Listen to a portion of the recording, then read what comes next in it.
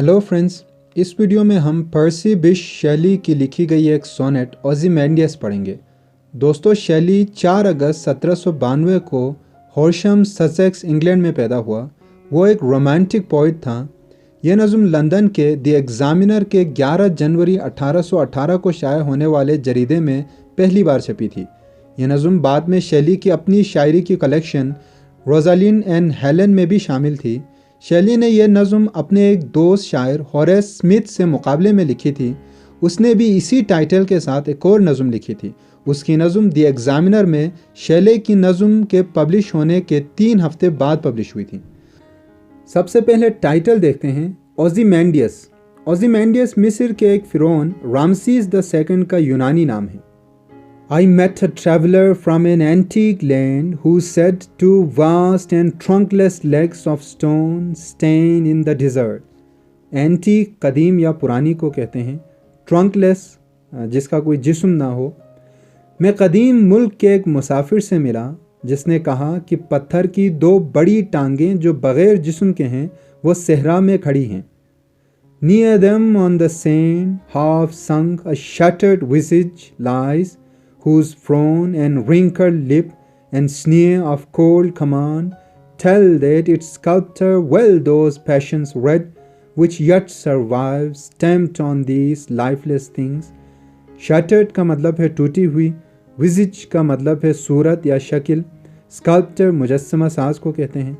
उनके नज़दीक रेत में धंसा हुआ एक आदमी का टूटा हुआ मुजस्समा है जिसकी कहर की निगाह और झुर्रियों वाला होंठ और तहकुमाना निगाहों में हकारत बताते हैं कि उसके मुजस्समा साज ने उन जज्बात को खूब अच्छे तरीके से पढ़ा जो कि अब भी उन बेजान चीज़ों पर नक्श नज़र आते हैं।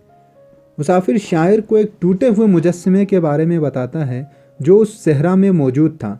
मुजस्समे की हालत इबरतनाक थी। उसे तराशने वाले ने कमाल महारत से उसे तराशा था। मुजस्समे को देखकर उसका गुरूर और तकब्बुर आसानी से पढ़े जा सकते हैं। The hand that mocked them and the heart that fed, and on the pedestal these words appear.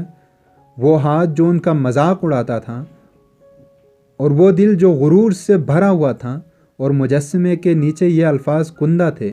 My name is Ozymandias, king of kings. Look on my works, ye mighty and despair. Nothing beside remains round the decay of that colossal wreck, boundless and bare. The lone and level sands stretch far away. Colossal का मतलब है बहुत बड़ा। मेरा नाम ओज़िमेंडियस है, बादशाहों का बादशाह। मेरे कामों को देखो कितने बड़े हैं, और फिर भी मैं मायूस हूँ और इसके पास कुछ भी नहीं है। इस तबाही के गिर्द उस बड़े टूटे हुए मुजस्समे की लामहदूद और उरियां, तन्हा और हमवार रेत दूर तक फैली हुई है।